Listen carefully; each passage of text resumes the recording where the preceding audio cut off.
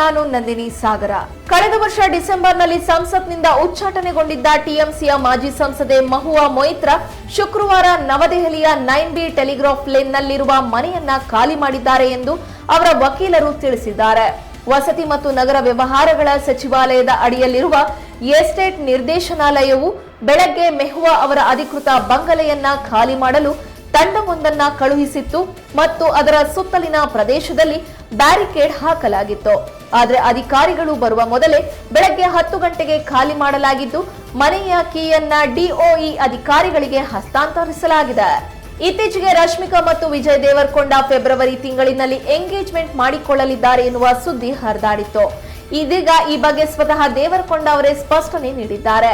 ಸಂದರ್ಶನವೊಂದರಲ್ಲಿ ಮಾತನಾಡಿರುವ ಅವರು, ಫೆಬ್ರವರಿಯಲ್ಲಿ ನಾನು ನಿಶ್ಚಿತಾರ್ಥ ಮಾಡ್ಕೊಳ್ತಿಲ್ಲ ಅಥವಾ ಮದುವೆ ಆಗ್ತಾ ಇಲ್ಲ. ಪ್ರತಿ 2 ವರ್ಷಗಳಿಗೊಮ್ಮೆ ನನ್ನನ್ನ ಮದುವೆಯಾಗಲು ಪತ್ರಿಕೆಗಳು ಬಯಸ್ತಾ ಇರುವಂತೆ ಭಾಸವಾಗ್ತಿದೆ. ನಾನು ಪ್ರತಿ ವರ್ಷ ಈ ವದಂತಿಯನ್ನ ಕೇಳ್ತೇನೆ ಎಂದು ಹೇಳಿದ್ದಾರೆ. ಅಯೋಧ್ಯೆಯ ಶ್ರೀರಾಮ ಜನ್ಮಭೂಮಿಯಲ್ಲಿ ಜನವರಿ 22ರಂದು ಶ್ರೀರಾಮ ಮಂದಿರ ಗರ್ಭಗೃಹದಲ್ಲಿ ರಾಮಲಲ್ಲಾ ವಿಗ್ರಹದ ಪ್ರಾಣ ಪ್ರತಿಷ್ಠಾಪನಾ ಕಾರ್ಯಕ್ರಮ ನಡೀತಾ ಇದ್ದು, ಅದರ ಅಂಗವಾಗಿ ಮಂತ್ರಾಕ್ಷತೆಯನ್ನ ಚಾಮರಾಜನಗರ ಜಿಲ್ಲಾ ಕಾರಾಗೃಹ ಬಂದಿಗಳಿಗೂ ಸಹ ವಿತರಣೆ ಮಾಡುವ ವಿಶೇಷ ಕಾರ್ಯಕ್ರಮವನ್ನ ನಡೆಸಲಾಯಿತು. ಇದೇ ವೇಳೆ ಅವರಿಗೆ ಜಪಮಾಲೆ, ರಾಮರಥ ಮಹಿಮೆ ಪುಸ್ತಕವನ್ನ ಕೂಡ ನೀಡಲಾಯಿತು. ರಾಬರ್ಟ್ ಬಳಿಕ ದರ್ಶನ್ ಹಾಗೂ ತರುಣ್ ಸುಧೀರ್ ಸೇರಿ ಮಾಡಿದ ಮತ್ತೊಂದು ಸಿನಿಮಾ ಕಾಟೇರ ಸದ್ಯ ಬಾಕ್ಸ್ ಆಫೀಸ್ ನಲ್ಲಿ ಧೂಳೆಬ್ಬಿಸ್ತಾ ಇದೆ. ಅಂದಹಾಗೆ ರಾಬರ್ಟ್ ಸಿನಿಮಾ ಸಹ ಸೂಪರ್ ಹಿಟ್ ಆಗಿತ್ತು. ಆ ಚಿತ್ರವನ್ನ ಉಮಾಪತಿ ಶ್ರೀನಿವಾಸ್ ನಿರ್ಮಿಸಿದ್ರು. ಕಾಟೇರ ಚಿತ್ರದ ಕಥೆಯನ್ನ ಸಹ ನಾನೇ ಬರೆಸಿದ್ದು ಎಂದು ಉಮಾಪತಿ ಹೇಳಿದ್ದಾರೆ. ಕಾಟೇರ ಸಿನಿಮಾ ಕತೆ ಬರೆಸಿದವನು ನಾನು. ತೆರೆ ಮೇಲೆ ಚೆನ್ನಾಗಿ ಬಂದಿದೆ. ನನಗೆ ಸಿನಿಮಾ ನೋಡಲು ಸಾಧ್ಯವಾಗಲಿಲ್ಲ. ಮಕ್ಕಳಿಗೆ ಪರೀಕ್ಷೆ ಇತ್ತು, ಹಾಗಾಗಿ ಹೋಗಲು ಸಾಧ್ಯವಾಗಲಿಲ್ಲ. ಕಾಟೇರ ಟೈಟಲ್ ಇಟ್ಟವನು ನಾನೇ, ಕತೆ ಬರೆಸಿದವನು ನಾನೇ. ಯಾರಿಗೆ ಏನು ದಕ್ಕಬೇಕೋ ಅಂತ ಇರತ್ತೋ ಅದು ದಕ್ಕುತ್ತೆ.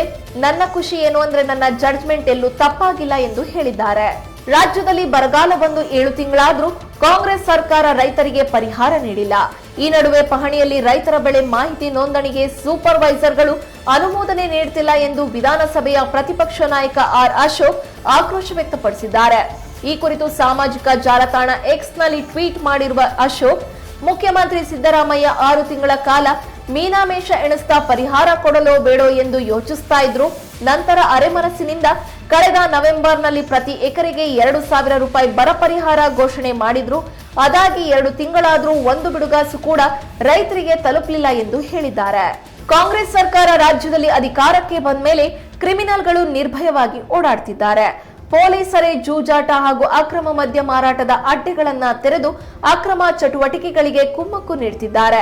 ಇದರಿಂದ ರಾಜ್ಯದಲ್ಲಿ ಲಾ ಅಂಡ್ ಆರ್ಡರ್ ವ್ಯವಸ್ಥೆ ಹೇಗಿದೆ ಎಂಬುದು ಅರ್ಥವಾಗ್ತಿದೆ ಎಂದು ಮಾಜಿ ಸಿಎಂ ಬಸವರಾಜ ಬೊಮ್ಮಾಯಿ ಹುಬ್ಬಳ್ಳಿಯಲ್ಲಿ ಕಾಂಗ್ರೆಸ್ ವಿರುದ್ಧ ಆಕ್ರೋಶ ವ್ಯಕ್ತಪಡಿಸಿದ್ದಾರೆ. ಇದಿಷ್ಟು ಇಂದಿನ ಸ್ಪೀಡ್ ನ್ಯೂಸ್. ಮತ್ತಷ್ಟು ಅಪ್ಡೇಟ್ಸ್ಗಾಗಿ ನೋಡ್ತಾ ಇರಿ ಕನ್ನಡ ಮೀಡಿಯಂ 24x7.